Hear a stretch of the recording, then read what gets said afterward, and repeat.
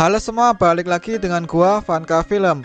Seperti biasa di video kali ini Mimin akan membahas alur cerita Battletron Heaven versi novel. Jadi minta maaf jika antara narasi dan gambar kurang nyambung, karena di episode yang Mimin sampaikan belum rilis filmnya. Sebelumnya bagi kalian yang tidak mau terkena spoiler, alangkah baiknya untuk tidak menonton channel ini. Tapi bagi kalian yang penasaran dengan kelanjutannya, silahkan untuk tetap stay dan subscribe channel ini supaya tidak ketinggalan alur ceritanya. Oke, tanpa perlu banyak basa-basi, langsung saja kita masuk ke alur ceritanya.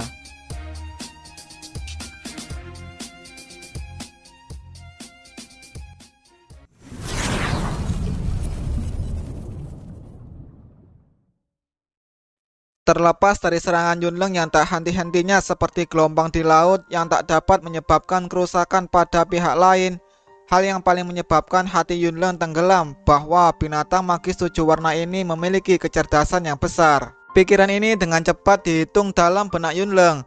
Tubuhnya bergerak agak jauh ke kiri. Pedang batu di tangannya yang diaglomerasi dari energi dengan cepat menusuk ke depan, ditembakkan secara eksplosif. Tiba-tiba sekelompok cairan 7 warna ditembakkan pada pedang batu. Keduanya saling bersentuhan. Dengan cepat dibakar dan dikorosi. Dalam sekejap hanya setengahnya yang tersisa. Racun yang kuat. Alis Yunleng bersatu ketika melihat pedangnya terkorosi. Cairan 7 warna dengan cepat menjalar ke tangannya. Segera Yunleng membuat keputusan untuk meninggalkan pedang batu itu. Suara ledakan terdengar tiba-tiba di atas kepalanya. Dia mengangkat kepalanya ketika bayangan besar datang menghantam ke bawah membawa energi yang sangat menakutkan. Tangan Yunleng dengan cepat membentuk beberapa segel dan toki di tubuhnya mengalir deras membentuk perisai. Ekor besar itu menabrak dengan keras ke bawah dan mendarat dengan keras di perisai batu, menyebabkan banyak garis retak menyebar pada perisai tebal. Seketika pecah terpisah. Saat debu batu menembus tempat itu, sesosok tiba-tiba muncul di kepala ular 7 warna. Teriakan nyaring dan cahaya putih abu-abu tiba-tiba melonjak di kepalan tangan. Dalam sekejap dan dengan tatapan marah, dia meninju kepala ular 7 warna. Serangan marah Yunleng menghantam dengan kuat pada kepala ular 7 warna. Sisik 7 warna mendarat dan akhirnya retak. Benang darah segar mulai merembes keluar. Rasa sakit yang ditransmisikan dari kepala menyebabkan mata ular 7 warna segera menjadi merah. Keganasan tersembunyi akhirnya benar-benar meletus. Ekornya yang membawa bayangan gelap menabrak Yunleng dengan keras. Kekuatan besar langsung menghancurkan Yunleng ke tanah. Banyak garis retak mulai menyebar dari tempat kakinya berada, membuat semua orang yang melihatnya tertegun. Kekuatan yang sangat menakutkan. Beberapa murid Mysticlot Sekte menelan seteguk air liur dan bergumam dengan sangat gugup. Kaki Yunleng bergetar. Dia mengepakkan sayapnya dan melayang ke udara. Ekspresinya agak pucat. Pandangannya menyapu ke pertempuran di mana Hai Bodong berada, yang telah menekan ketiga tetua yang tampaknya akan segera kalah. Dengan kerutan yang erat, Yunleng menyapu pandangannya ke sisi lain. Dengan lembut ia bergumam, "Saya hanya bisa mencoba tetua yang berlatih metode angin di peki. Selama Xiaoyan ditangkap, semua pertempuran ini akan berakhir secara alami." Segera dia berbalik dan menuju ular 7 warna. Tiba-tiba 4 pria berjubah putih mengangguk dan toki berwarna hijau pucat dari dalam tubuh mereka melonjak. Angin sepoi-sepoi muncul perlahan naik ke udara. Segera mereka berpisah dengan cara yang terkoordinasi dengan baik. Ketika mereka mulai mengelilingi Xiaoyan, Xiaoyan memperhatikan keempat tetua berjubah putih yang naik ke udara. Segera dia mengepakkan sayapnya dan dengan hati-hati menjaga jarak aman dari keempat tetua ini. Mereka berempat membentuk bentuk kuadrat, mengisyaratkan bahwa mereka ingin mengunci Xiaoyan di tengah mereka. Menyaksikan 4 pria berjubah putih mendekatinya dari arah yang berbeda, dengan segera Xiaoyan menggerakkan tubuhnya dan lolos dari kandang mereka berempat. Keempat penatua merasa sangat tak berdaya melihatnya. Tanpa dukungan sepasang sayap doki, kecepatan terbang mereka tidak bisa mengimbangi Xiaoyan.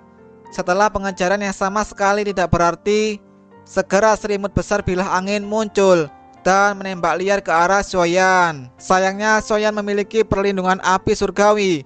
Dia bahkan memanggil Dogi Armor. Bahkan jika bilah angin itu melewatinya, hanya akan meninggalkan bekas luka berwarna putih di armornya. Di sisi lain, kekuatan Yunleng jelas jauh melebihi 3 tetua. Meskipun ular 7 warna sangat kuat, ia mengalami beberapa kesulitan untuk melawannya. Dengan mata menyipit, Xiaoyan melirik ular 7 warna yang terkunci dalam pertempuran sengit melawan Yunleng. Dia memegang penguasa berat, menghindari gelombang bilah angin sambil menunggu kesempatan. Pertempuran sengit di langit berlanjut selama beberapa menit. Akhirnya ledakan energi yang kuat terdengar. 3 sosok manusia dalam kondisi mengerikan meluncur dari langit, menabrak tanah dengan keras. Hai Bodong perlahan melirik mereka dan berbicara. Ada ki dingin es di dalam tubuhmu. Jika Anda diam dan mengusir mereka, Anda akan baik-baik saja setelah 1 jam. Namun, jika Anda terus menggunakan Dauki Anda, ketika waktu itu tiba, cedera internal Anda akan mencapai titik di mana mereka tidak dapat dipulihkan. Setidaknya 10 hari hingga setengah bulan. Mendengar ini, ekspresi dari ketiga tetua berubah. Mereka saling bertukar pandang dan hanya bisa duduk bersila dengan tergesa-gesa. Mereka mengedarkan Dauki mereka dan mulai mengeluarkan udara dingin dari dalam tubuh mereka. Jia Xintian memukul bibirnya dan tertawa ketika melihat Hai Bodong mengalahkan 3 dewang dengan waktu yang singkat. Ki dingin es Hai Bodong tidak ada yang lemah daripada saat itu. Kekuatan ketiga rekan itu hanya sekitar 2-3 bintang dewang. Meskipun mereka berhasil menunda Hai Bodong untuk jangka waktu tertentu dengan meminjam efek dari penggabungan teknik dao mereka tidak akan bertahan lama. Pama sedikit mengangguk. Tatapannya menyapu ke arah surga menelan piton dan berkata dengan cemberut, "Spesies apa dalam binatang ajaib ini? Mengapa saya tidak pernah mendengarnya? Kekuatannya cukup bagus dan sebenarnya bisa mencapai jalan buntu dengan Yunleng." Jia Xintian menatap tubuh ular besar itu dan berkata, "Untuk suatu alasan yang tidak diketahui, benda ini terus memberiku semacam perasaan akrab. Tapi setelah berpikir dengan hati-hati, aku juga belum pernah bertemu dengan magical beast berbentuk ular 7 warna." Pama menghela napas. Dalam hatinya yang penuh keheranan, dia benar-benar tidak tahu di mana Xiaoyan mendapatkan binatang sihir yang misterius dan kuat ini. "Hai Bodong, lebih baik kamu tidak pergi terlalu jauh."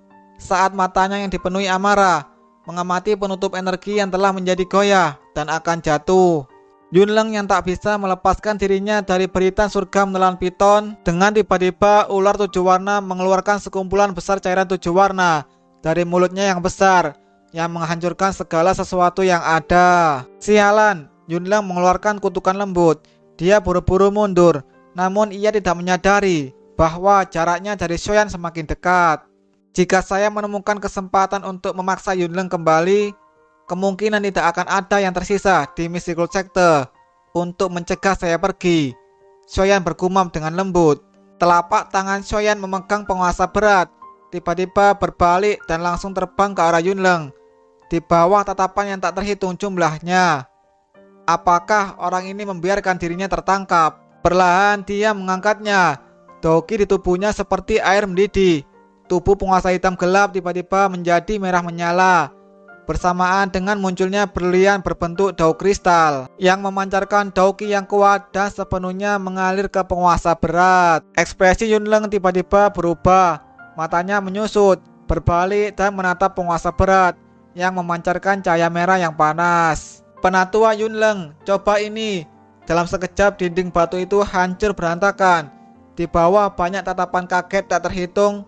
Penguasa besar berwarna merah menyala menabrak dengan ganas ke arah kepala Yunleng. Nalan Yantran yang berada di alun-alun, wajahnya terkejut dan tidak percaya.